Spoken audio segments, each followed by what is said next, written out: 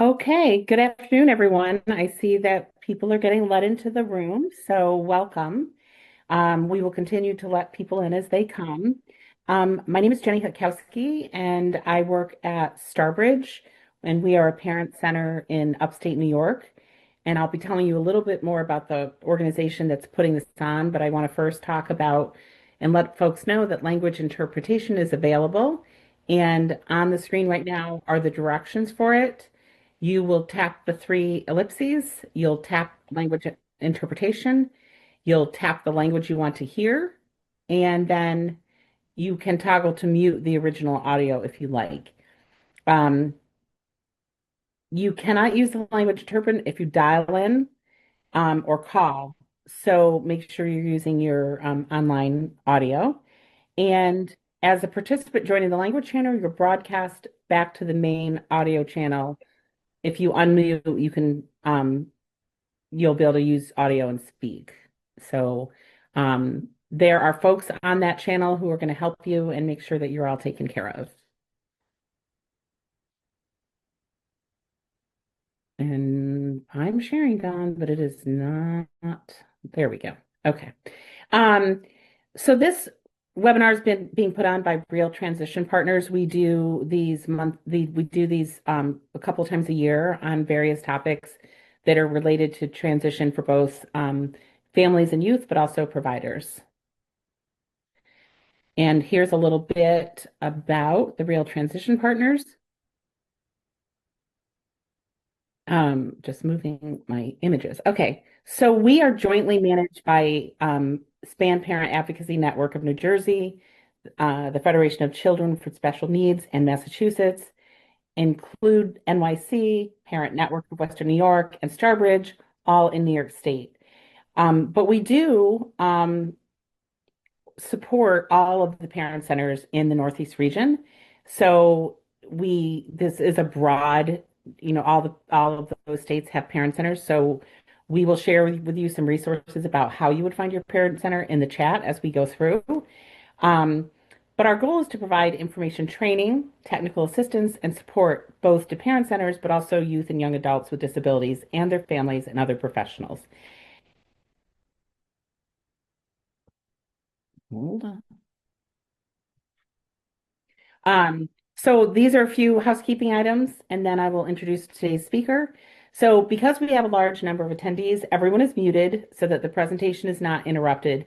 And we will take questions at the end. Kimberly has a lot to share with us, and we suspect that some of the questions may be answered throughout this presentation. So we'll wait till the end. We will also monitor the chat. You can put your question there, and we can read it to presenters. But we'll also give you an opportunity to unmute towards the end.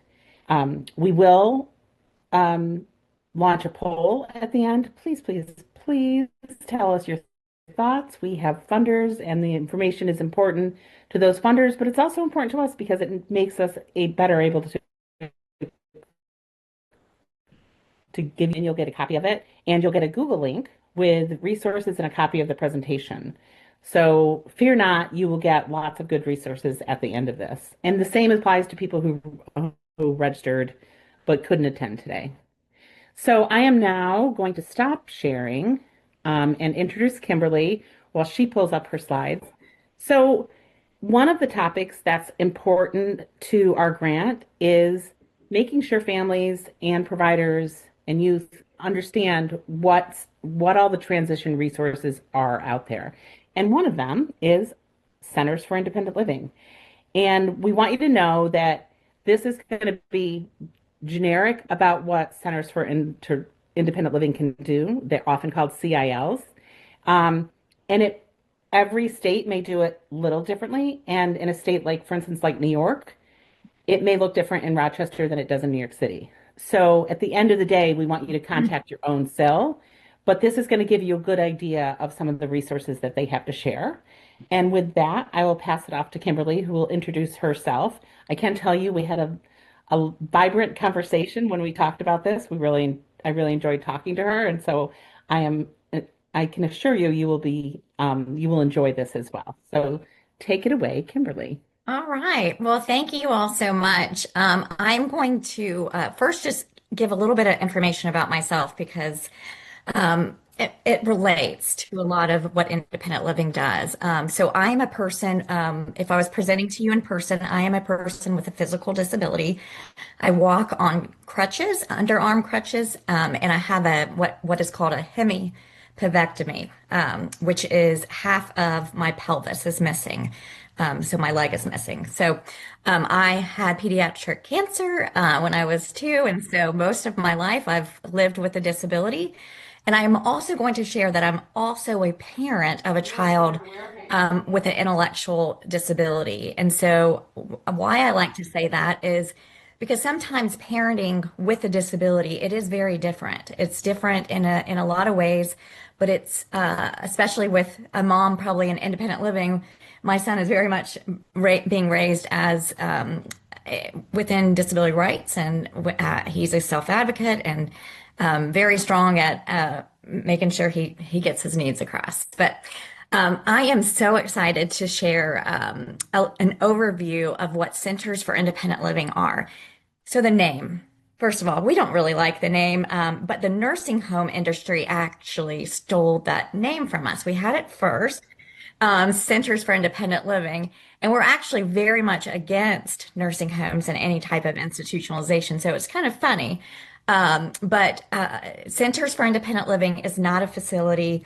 It is an advocacy organization that provides a number of services which are mandated under federal law. Let me. So the IL philosophy, and I do not know where these R's came from, so just ignore those. Those should not be there.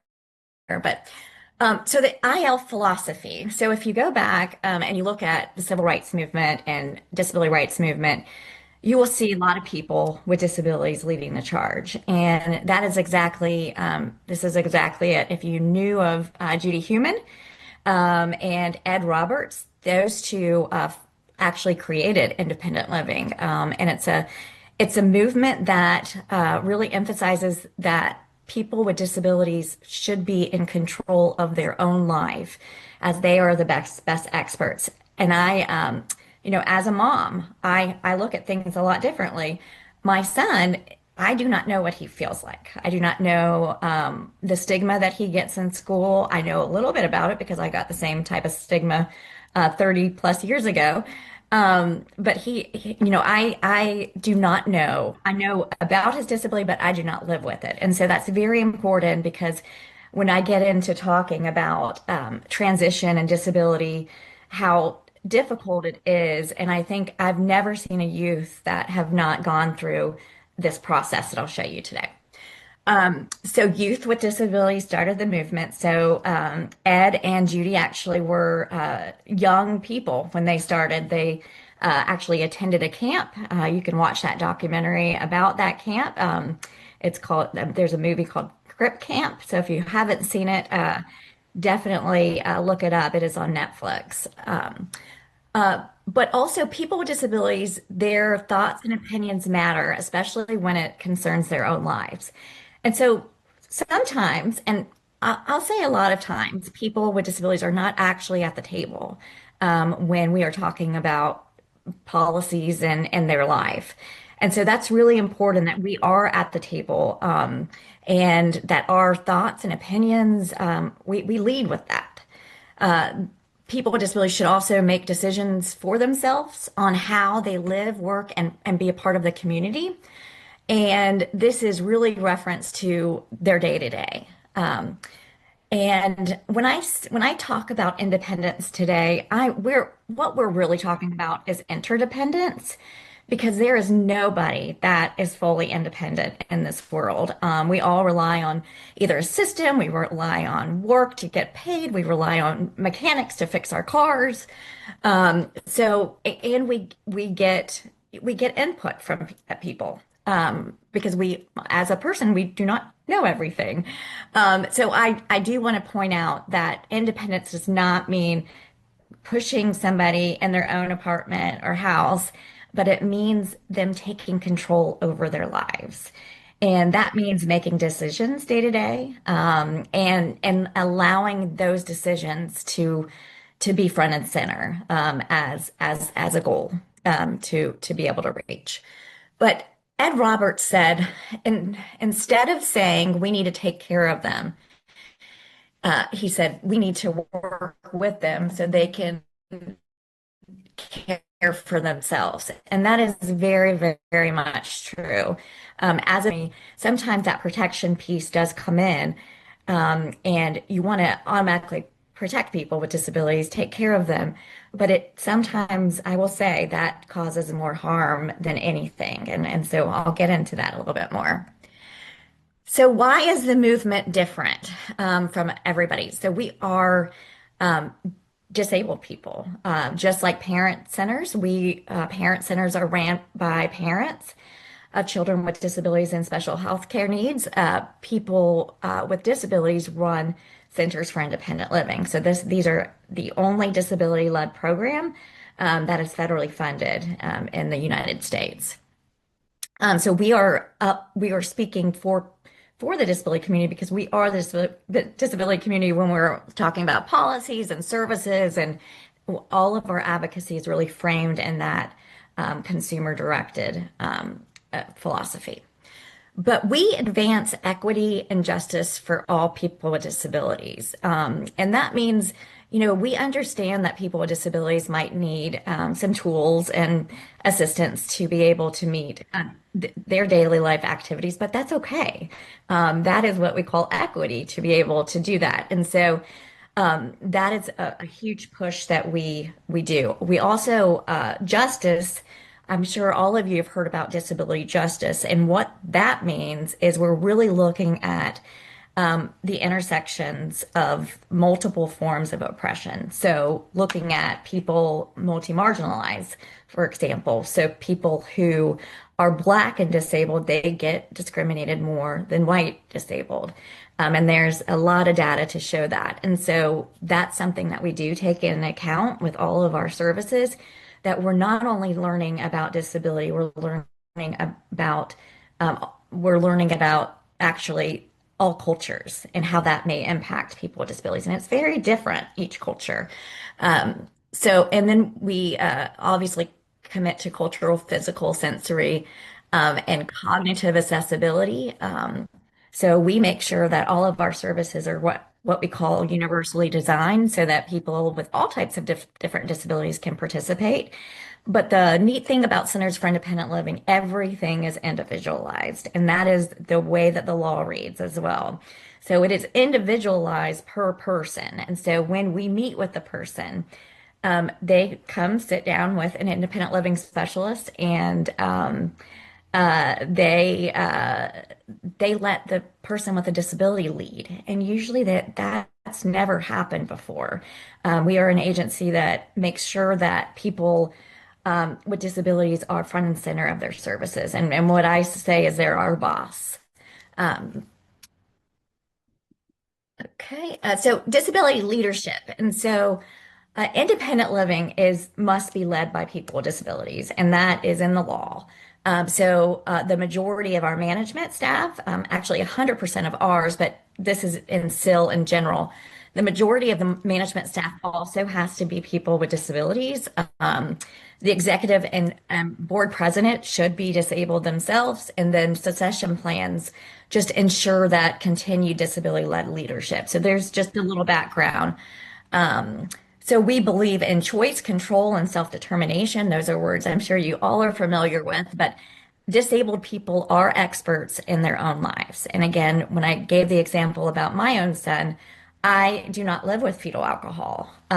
That's his diagnosis. And so I have to talk with him about what works for him and what doesn't work for him. And he will tell me in different ways. And so that's really important to have that autonomy for a person with a disability. And as I grew up too, that autonomy was huge. Nobody knew what it was like to have one leg and to be have to modify environments because what I say is the world was not built for people with disabilities, and so that's what we're trying to change.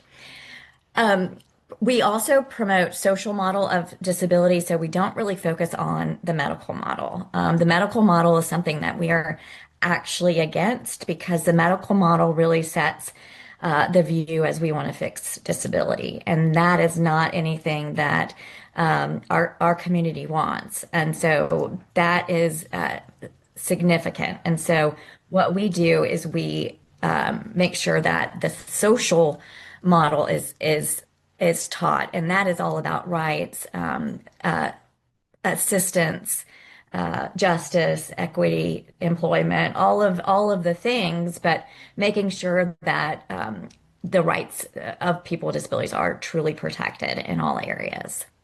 I know there's a lot of talk right now about autism within DC, and there is an interesting debate because autistic people are not wanting to be cured, but people at that table, other than autistic people, are looking for cures, and that gets into, I know, a very heavy conversation, but I think it's critical to listen to the disability community because whatever impact, whatever policy there is, it does impact people with all types of different disabilities. And so that is what makes us also unique is that we are cross disability. So we serve everybody with any types of disabilities at any age. We also advance least restrictive options and alternatives to guardianship. So a lot of the CILs have programs around alternatives of guardianship. We do not want rights stripped. And actually, the American Bar Association recently said nobody should be on guardianship, not even people in a coma. And that's because there's so many options for supported decision making that will allow somebody to at least be part of the decision without totally losing their job. And I will say during transition, that is really important that guardianship does not happen because that can impact everything that that individual transitions into with adult life. So employment. So all decisions are usually court ordered to be made by the guardian. And so we definitely give a warning to parents of children with disabilities is, look at those alternatives to guardianships, and a lot of them are free. And so it's different from guardianship because folks get to keep their rights. And as a disability-led organization, we're not up for helping people lose their rights. And so we're always protecting the rights of people with disabilities. So again, the reason we are disability-led and the impact is it protects and strengthens disability-led advocacy.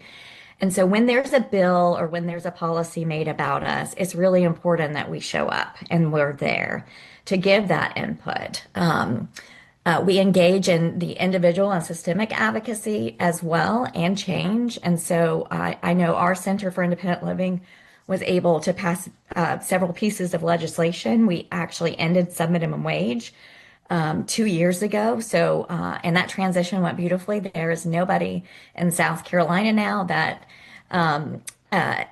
is being paid less than minimum wage, and people have jobs. And so it's really not scary at all. And I think South Carolina actually proved that. But we also ensure no movement represents disabled people without us. And that's very difficult sometimes. And especially in the parent world, because I do think that parents absolutely play a part, but they should not be speaking for people with disabilities. They should be speaking as parents, and of course, they should be advocating for their child if they're unable to do so. But those tables, like when we're talking about Medicaid, people who are on home and community-based services or are just receiving Medicaid really need to be in the room to give the firsthand experience of what it's like. So we do live through that lived experience. And we really create programs around the lived experience of people with disabilities too. So we do a number of different needs assessments, and this is across all CILs. We're required to do that, and we were required to listen to the community as we're creating programs. And so CILs should not be providing services that the community does not want. And then, so that's something. So nothing about us without us was actually a term that we created, disability movement back in the day. We also oppose any type of segregation and institutionalization. Um, we really focus on true integration and again, that equity piece. We had a state institution that closed in the 90s, and we are actually doing a study right now. And these are some of the individuals that lived in the institution at that time. So we've done interviews, we've done a number of different things with these individuals, and we've learned so much from them. Obviously, we didn't like institutions before, but these individuals said it was like torture. They were in there for years. When they came out, they were not prepared. But now they're receiving home and community-based services and are so much happier and are also healthier. So they feel like their mental health is a lot better. And so again, listening to people with disabilities and as a movement, we do not want to see these segregated communities pop up because we fought very hard against that many years ago, and because it does create harm for the community. Non-conflicted services. So we enforce strong conflict of interest policies. So we make sure that we're not part of any initiatives to take people's rights away. So if you're inviting a CIL to the table, I encourage everybody to invite your CIL to the table to make sure that you do have that disability presence. But if it is regarding like opening up institutions, we most likely will not do that because that is against our philosophy. But it is a true conflict of interest to what the federal laws say that we need to do. We oppose any ties to segregation or exploitation, and we also reject guardianship rules that limit autonomy. Financial equity and integration, we advocate for pay equity. So obviously we oppose some minimum wage. We want to see people making at least minimum wage, just like everyone else.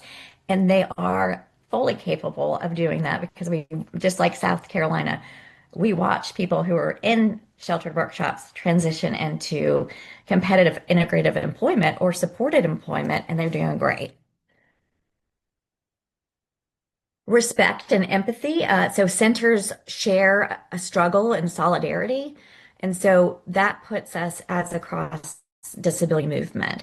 I often describe my barriers as the same barriers for people who are deaf or who are blind, who are have intellectual disabilities, developmental disabilities, you name it. Because it's always the needs assessment for the disability community is always comes up as four different things. So perception, what people think about people with disabilities is the number one barrier, and that's really what creates ableism and discrimination. Employment, transportation, and healthcare. They all come up in every needs assessment, and it is a cross disability stance. So we share this struggle with everyone. And so we also avoid internal harm within the movement. So we're always working on that, but making sure that we are looking at trauma-informed care because a lot of people with disabilities do have experience with trauma, and so we approach that in the movement very different. So we have very understanding communication. We make sure that when we're talking to somebody, we are bringing in their disability to make sure that we understand them and we understand how they communicate. We uphold and advance the independent living philosophy. And so that is, again, that's all CILs do that. But we were created by the disability community. So the disability community back in the day, they were tired of people without disabilities and parents and teachers making decisions for them. And so this movement really got started by youth who really stepped forward and also met in college and other programming. So this is Ed Roberts, who is on the screen. He is actually the main founder of the independent living movement. But there are over 400 of us now, there used to not be. So there's a very large presence in every state with disability-led organizations. But we are all designed and operated by people with disabilities, and we are all cross disability. We're community-based, and we are also private nonprofits. So all of the centers, all of the 410 centers in the country, we are different because we are all private. But one thing that connects us all is our mandated core services within the Rehab Act. So the purpose of the law, so now I get to the purpose. And so the purpose of the law is to promote a philosophy of independent living, including a philosophy of consumer control, peer support, self-help, self-determination, equal access, and individual and systems advocacy in order to maximize the leadership, empowerment, independence, and productivity of individuals with disabilities, and the integration and full inclusion of individuals with disabilities into mainstream America. And so that is our purpose. That is why we were created. And so, again, CILs are the hubs of that disability information. And again, bringing that disability-led perspective to the table, all tables, is really important. We've been able to make amazing, pass amazing laws and policies by partnering with a lot of other organizations as well, because we are also need to invite everybody to the table. And so we do have parents at our tables to help understand kind of that mindset, where we can also let them understand our mindset. And so usually once that's resolved and we're all learn our different philosophies, we really do partner very well together. And so I really encourage all the parent centers to really try to partner with your centers for independent living. So consumer control. So what does this mean? People with disabilities are the best experts at their own needs. So they drive their services. Society focus, a person's disability is not the problem, but the problem is around us. Again, the world was not really built for people with disabilities, and so obviously we're always advocating within the education system, healthcare, programs, just everywhere. But it's never the person's disability. And so that is also something that is ingrained in a lot of people, that it's sad to have a disability. It's just awful. And I will say it is not awful and it's not sad. We cope, we move, but this is our normal. As I mentioned, I acquired my disability at the age of 2. I do not know what it's like to have 2 legs. And I even tell people, non-disabled people, I do not know what it's like to live in a non-disabled world. So I am not going to speak for the non-disabled community either, because again, we're so used to barriers, we're so used to being left out, that we've got to push that equity on the disability-led lens. And inclusion and equity, so all things should be accessible to all people, and the same opportunities are available to people with disabilities regardless of the type. And that is, I usually ask a question, how do you think that's going, like just in the world? I think that is definitely at threat right now, but it's also not going that well, because there are things that are popping up just for people with disabilities. And so segregation is actually popping up just in a different look right now. So Rehab Act as a whole, so this is just where we fall in, and it's not based off of greatness. But Title I is vocational, 2 is research and training, 3 is professional development and special projects, 4 is National Council on Disability, Title V is rights and advocacy, so that's actually your protection and advocacy system. Title VI is employment opportunities for individuals with disabilities, and then Title VII is Centers for Independent Living and the independent living programs. And so that is where we are. We're all created to help each other as well. So to partner with each other. We always say people cannot go to work if their other areas are not looked at. So housing or transportation, how are they actually going to get to work? Do they know how to request a reasonable accommodation? And so we really support employment in a lot of ways, even though that's not a core service of ours. So just and I'm going to get to the fun part in a minute, but this is just how centers for independent living are funded. So it comes from the Department of Health and Human Services to Administration for Community Living to the Department of Independent Living, and that is how the funding gets to Centers for Independent Living.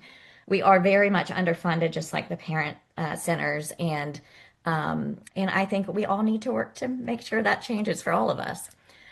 But core services. So this is what every single CIL does and has to do as mandated via the Rehab Act. So advocacy, we're supposed to be providing that individual and systems advocacy.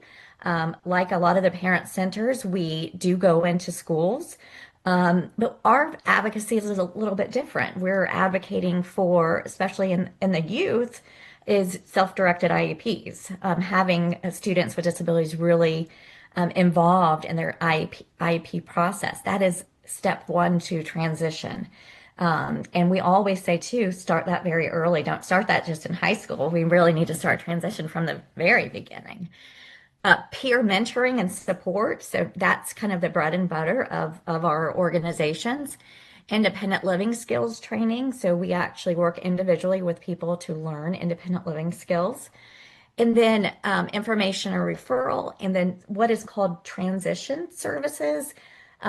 They say that we have 5 core services, but I always say we have 6 because transition services means 3 things and 3 very different things. And so transition services to youth, transition, transitions from institutions, so us helping people get out of institutions, and then diversion, preventing people from entering institutions. And we are required to serve people with the most significant disabilities. And a lot of times that definition is used and it's used differently. Like at the VR system, it has a different definition for significant disabilities, but this is how IL functions. So individual with significant disability means an individual with a severe physical or mental impairment whose ability to function independently in the family or community or whose ability to obtain, maintain, or advance in employment is substantially limited by the delivery of independent living services. So we just have to show that independent living services would help this individual, but we do go really strictly off of really we focus on people with significant disabilities. And we are the only federally funded program that is required to serve all disabilities and all ages. We are required to be disability led and we are required to diversify our funding. So they give us pennies, but we have to also go get grants to make sure that our mandates are actually funded. So that shows up in a lot of things. And so we are one of the most underfunded programs.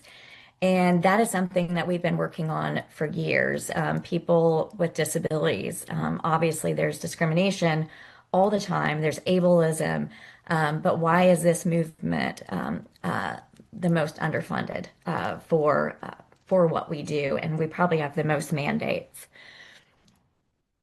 So statewide independent living council. So let me talk with you all about how they operate. So every state has what we call a silk.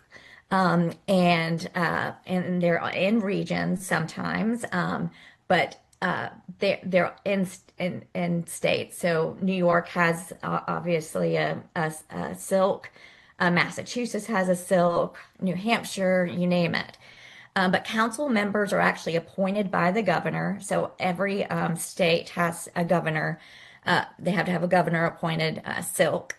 A majority of the board must be individuals with disabilities. So those appointees must be the majority of people who have lived experience, work on statewide planning and advocacy with the CILs, and creates the 3-year state plan on independent living. And so every state has a state plan for independent living that we really focus our initiatives on. Um, Pre-employment transition services. So now I'm getting in the fun transition pieces. I hope all of you have heard about pre-employment transition services. This is a service that I wish was available when I was young, but it is a service that makes sure that people with disabilities are employed in integrative and competitive environments.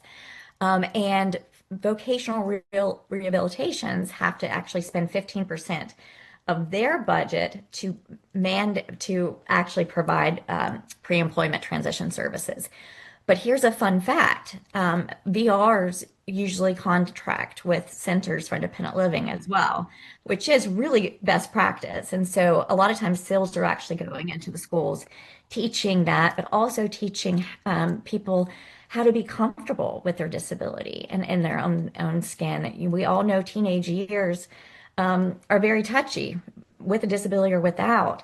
But when there's something that really stands out that you can easily get bullied about, your self-esteem, your ability to kind of move forward just freezes. And you start to really not like yourself because of a disability. And so we work with tons of youth who say, after our services, I'm actually I can talk about my disability and not be a bit embarrassed. I'm actually proud of who I am, and so that's really that's a huge takeaway for SILs.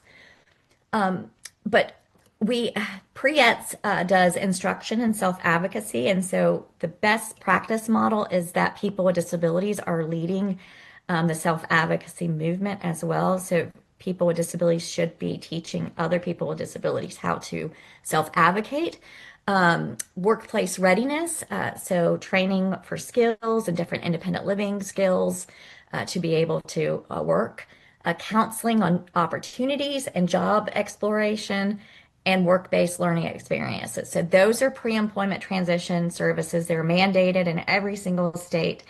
And if you are a parent of a youth, 14 or older, I would definitely start asking questions about pre-employment transition services for your youth. Why youth with disabilities need centers for independent living. And so here's facts, and you all know this. Youth with disabilities often face lower graduation rates, higher unemployment, social isolation, low expectations from systems, and then barriers in transportation, housing, and healthcare. So we exist to change all of this. And youth truly need this as well. IDEA and the Rehab Act, as amended, really focuses on transition services. And so it has to be a coordinated activity to in the school system to make a plan for how someone is going to transition and make sure that they have the skills or will get the skills to be able to obtain employment. And so these are all the areas: post-secondary education, vocational education, competitive integrative employment, supported employment, continuing adult education, adult services, independent living, and community participation. And then just some more, youth with disabilities are often viewed from a very paternalistic viewpoint. And I will say a lot of SILs, they're consumers. We don't meet their parents because they're adults or their youth, but we still don't meet their parents because this services is really made for them. Now we talk to parents obviously, and we work with them on a number of things, but we also work with them on how to begin letting go of your child when that transition age gets to where they are. So what doesn't work? So here's some tips that do not work for youth in transition. Non-disabled staff leading the services. And I'm not pointing at parents, but I will say that people with disabilities should be involved in leading those skill sets, and especially the skill sets that I just mentioned. not including different perspectives, so not understanding youth or their cultural background or what's happening at home, presenting without youth. Obviously, youth can present, and we always encourage parent groups to actually include youth. And I think a lot of you do, is what I heard. Not teaching disability rights, history, leaders, and importance of representation. And so this is a big one. And uh, I do not know why this is not taught in school, but it should be. A lot of the youth that are exiting out of high school have no idea about their rights. And that should be a basic. And so they're not learning about the ADA, the Rehab Act. Their parents aren't usually either. And so sometimes when they're going off to college, there's a confusion that the IEP follows. No, that IEP does not follow. They're on their own, but they can get services in college for disability. Adults coming up with content or youth programs. So that is something I'm too old for now. I do not get involved in our youth programs, especially with the programming that actually exists. My transition team is run by young adults with disabilities, and so they know what youth are wanting because they're talking and doing that outreach. And so again, those programs are being created, but with people with disabilities obviously at the table. Using wrong social media platforms, not all of them are accessible, not holding youth to expectations, adults providing peer mentoring, and that's peer mentoring to youth. So that does not work a lot of times. So there could be some coaching, but the mentoring piece, they relate much more with young adults with disabilities. And then not teaching about advocacy and activism. Like we are a movement, we are a culture. And so as people and as youth are part of this culture, they need to learn about how this community was established, how disability rights were established, how that was something that we fought for. In the very beginning, the actual protest for 504, the sit-in for Section 504 of the Rehabilitation Act, is still holds the record for being the longest sit-in in history, and it was people with all types of different disabilities at the table. And then exclusion of food in your programs, and so we always put that because youth also like to eat, and so we always make sure there's food around. But the impact of youth leadership in IL. So creating leaders with disabilities to lead the movement. So who's going to lead this movement later on? Who's going to be advocating for themselves or bringing disability culture into employment or into the programs that they're part of? Progressive and trending changes in IL practice, more education within schools among the peers, professionals learning directly from youth with disabilities. Leadership obviously is not age specific. So we have tons of leaders with disabilities who are probably under the age of 16 within our CIL. And so elevating them up. And they're pretty powerful and they really give that youth perspective to people that really need to hear it. They recently presented to Department of Education, which was significant because they don't often hear from youth with disabilities.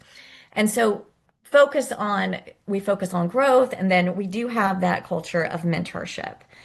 So when youth come to us, they are coming to us to people with disabilities. We're in these centers for independent living. We are people with disabilities. When they call us, a person with a disability is answering the phone, and that is empowering within itself. It changes perspectives just at that phone call. Sometimes a lot of people are told that they can't work, but they can work. And so we talk to them about that. But seeing other people being independent in the community is rich. I know when I was growing up, I did not know anybody with the same type of disability as me. And so it was very isolating because I did not know what was achievable. And, back in uh, uh, the 80s, there wasn't a significant part of disability rights involved. And so I am what you call a pre-ADA baby. But so there wasn't these opportunities that youth get today, but there wasn't IL in some of these states either. Um, Diverse perspectives, the continuum of growth. Oh, I already went through those. Sorry. And Hi, then peer. Kimberly. I'm sorry, it's Dawn. I'm sorry to interrupt you. I just wanted to let Yeah. you know that it's the time is 12:48. Okay, I Just giving am you a going time to check. go Okay. through these. Yeah, sorry. I could talk about this for hours. So peer support within CILs really change everything. And so again, they see disabled adults thriving, representation to build confidence, that lived experience versus the textbook advice, mentorship that says really you belong here. And disability is not a deficit, so we do not look at it as a deficit, it's a part of the culture. And then just a number of different factors of Centers for Independent Living and how they impact people with disabilities. Again, leadership, progressive changes. Oh, I think that is it. Did I go backwards? Yes. Okay. Um, Apologize for that. I So every state is different, and I think Jenny explained that perfectly and beautifully in the very beginning. Each state has a different number of centers for independent living, but they're typically locally based. I know that Maine only has one center for independent living, and they really they stick out because of that. So that's really abnormal.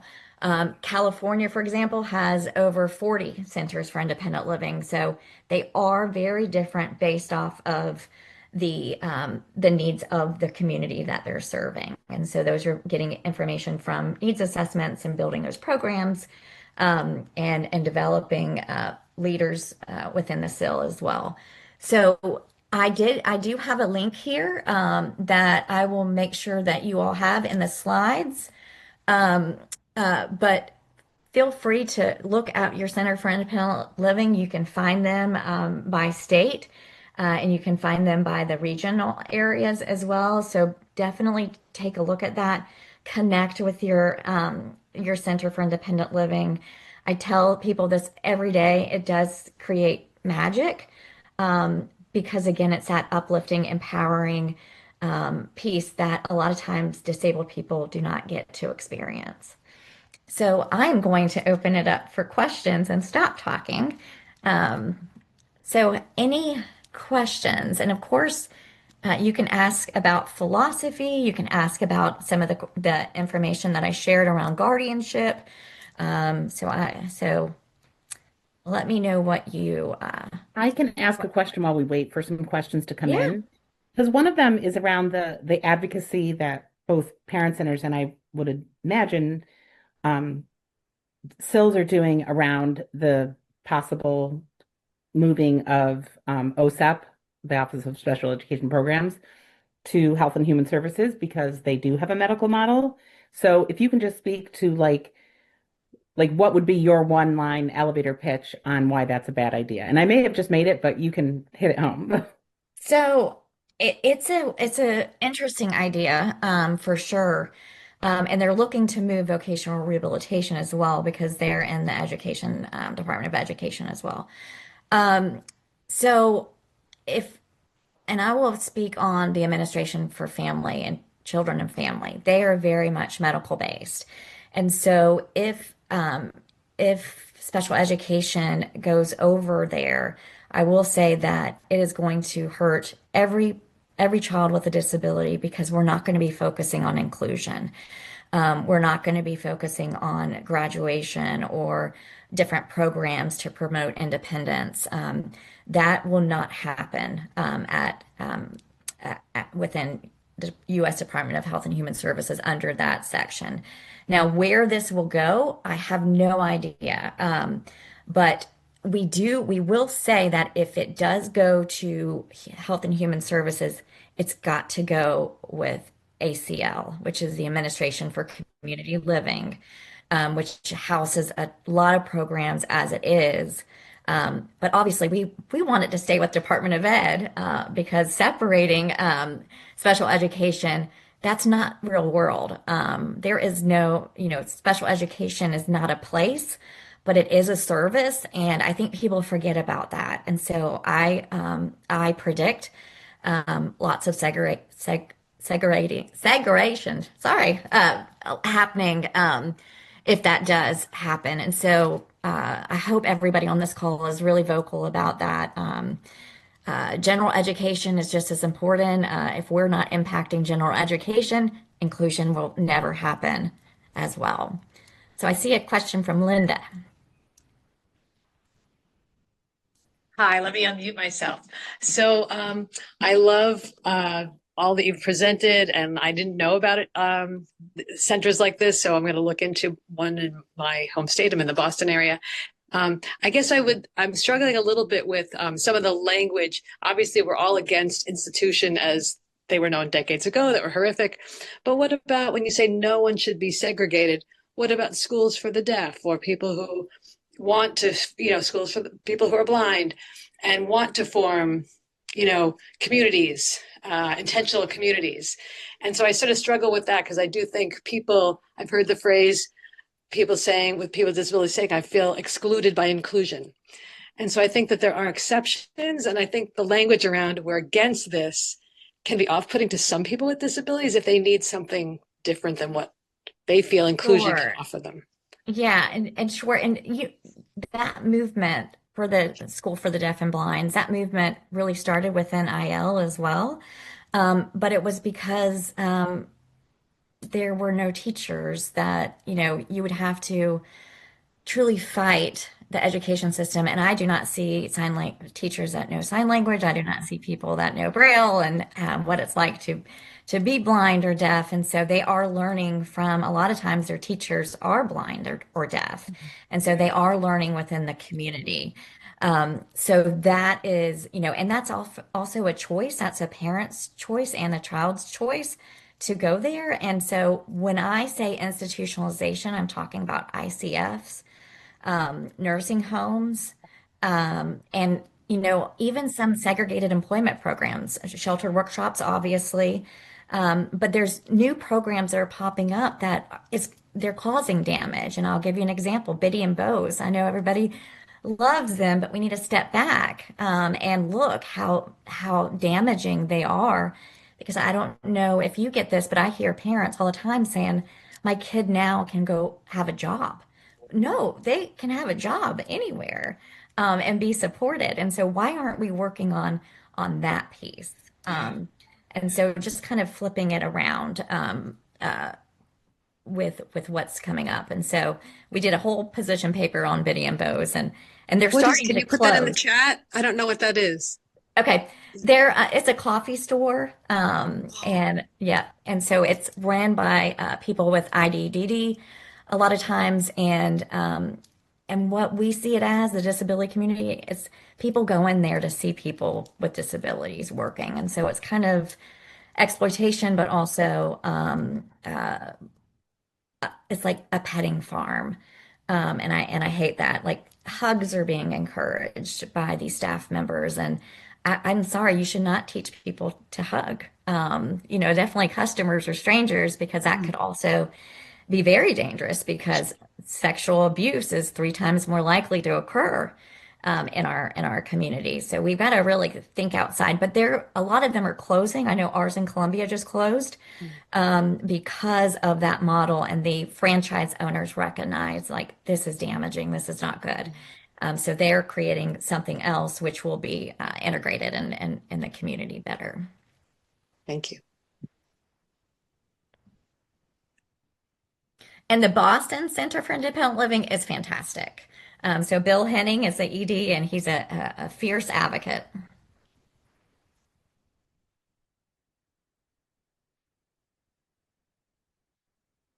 Any other questions?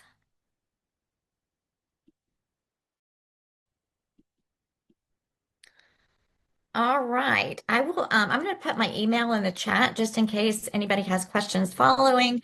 You can also request some position papers that we have that we mentioned. We pretty much have position statements on everything around what segregation looks like. And so if you want to see more details, feel free to email me at any time. And we do have oh, somebody said, can you speak to why CILs should discourage guardianship? And so our goal and for CILs is to be community led by people with disabilities, but also to keep their freedom and independence. And so if a CIL helps with that process, they're essentially helping the individual lose their rights. And so, what we do help with is those alternatives to guardianship. But a lot of times, I'll tell you what we've never heard. We've never heard a person with a disability come in our center say, I want guardianship. And so that is something that, so if it's not disability led and consumer led, we cannot do it. But again, it's a very outdated practice. There's lots of abuse in that system. And when there's a cheaper and better options out there, I think, we really need to all encourage families to go in that direction. Even with the most significant disabilities, we have been able to do so much with preserving rights, but also making, safeguards as well.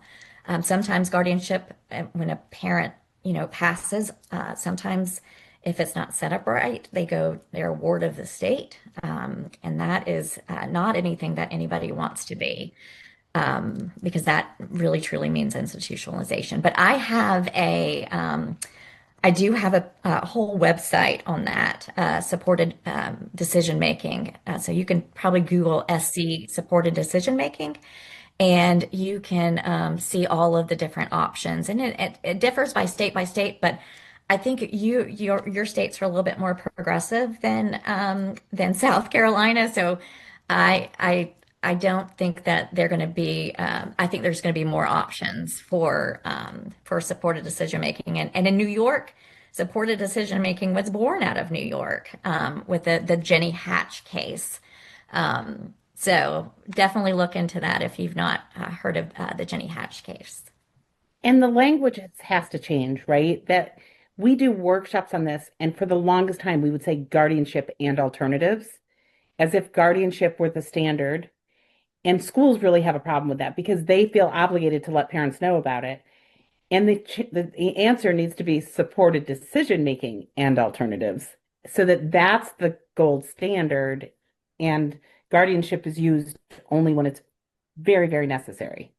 The last resort should be guardianship, and sometimes it is the first resort, the first option that they move to. We change some language too soon. We get frustrated with language, and we change some language at a very slow pace.